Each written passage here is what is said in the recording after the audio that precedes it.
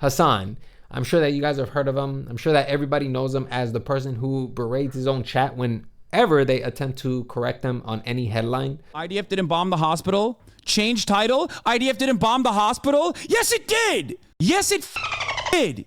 You piece of shit.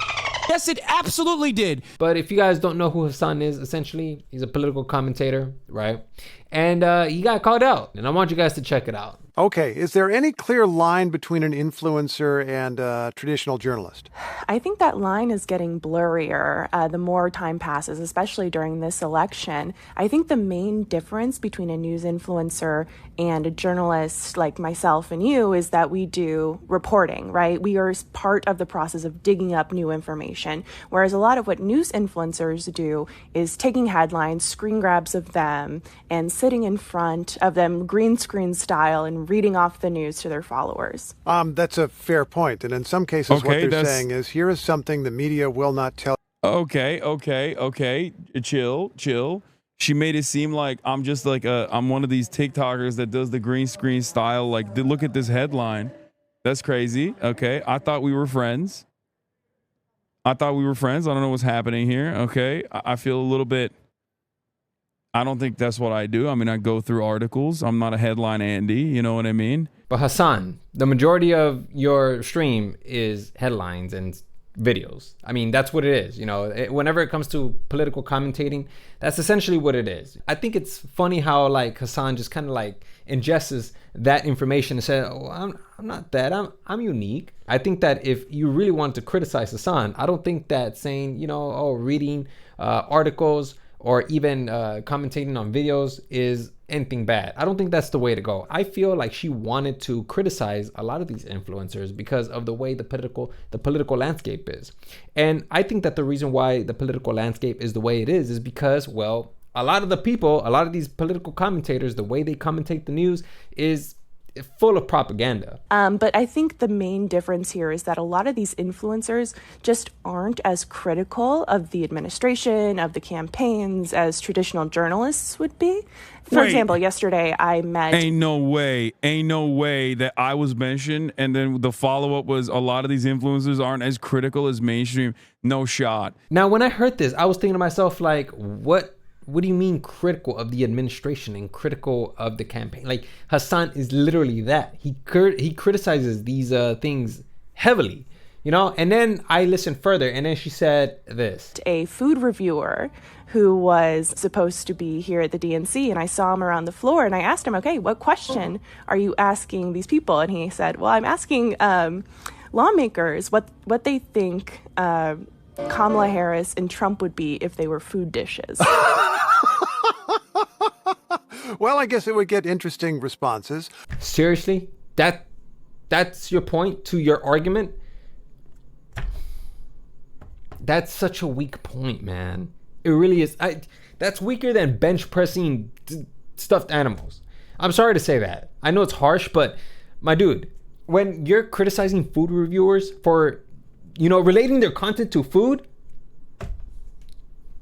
you don't understand the influencer world at all. I thought that she was gonna come out and talk about how, you know, it's crazy to me how some people will legitimize, you know, Hasan's words as if they're facts rather than opinions.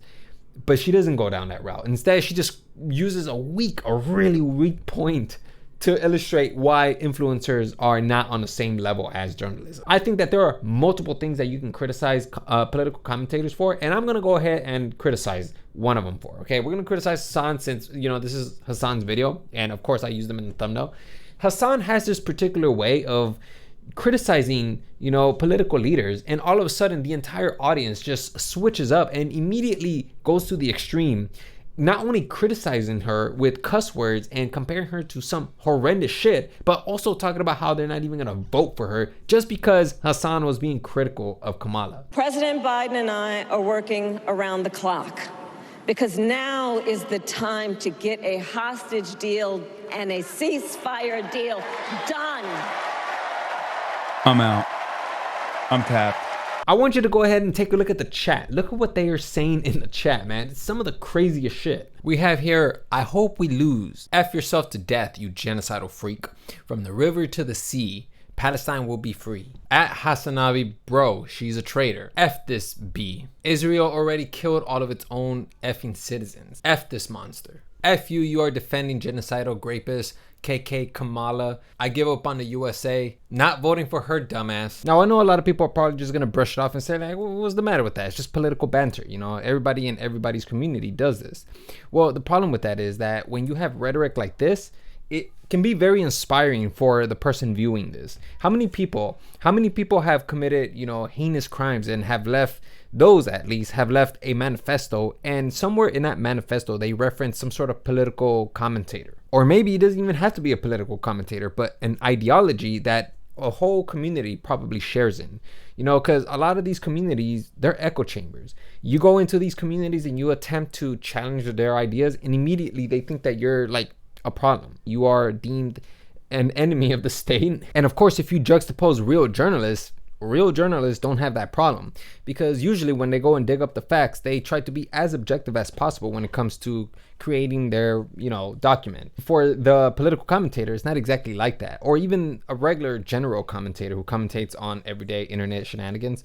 They use a lot of rhetorical devices, literary devices to make it much more engaging. And of course, real journalists don't exactly have that. Yeah, so that's my one criticism of Hasan. Now, listen, man, I know this real journalist wants to criticize influencers, but that's the way it is. You know, if you want to reach a broader audience, you have to hire influencers, because believe it or not, influencer marketing is very impactful for your business, or even trying to spread, awareness of a certain candidate. It's absolutely effective. And you can read this article here. I'm going to go ahead and link it down below. If you read about it, it will tell you just how much more impactful it is if you were to hire influencers to spread your ideologies. They're even rolling out the red carpet for a lot of these influencers to have their own show at, I believe, the DNC. Correct me if I'm wrong. Next up for Sunday, the Democratic National Convention. They just told us that if we wanted to put on our own show, that they would give us all the resources to do that. The Democrats are rolling out the red carpet. Definitely. And I'm glad to be on it. The beauty influencer now applying her own filter to this presidential campaign. They're definitely on it, and you can see that the Democrats are recognizing that this is the future. So if this woman wants to or this real journalist wants to criticize influencers, well, guess what, man? Influencers are absolutely impactful to your business. And if you, a real journalist, wants to get your ideas out there, I highly suggest, partnering with some influencers, because that will definitely lead you down the road of awareness. Of course, this could also kind of backfire, because, when everybody starts to promote ideologies, it can kind of come off as inauthentic. So there is that potential downside of it. But I mean, if you've built trust, if you're always there for your audience and you're consistently posting, I heard that you're supposed to be posting 5 times a week, then you have a strong connection with your audience, and they trust you enough to know that you don't exactly want to screw them over, because they are your lifeline, they are your support. Yeah, that's the wave of the future.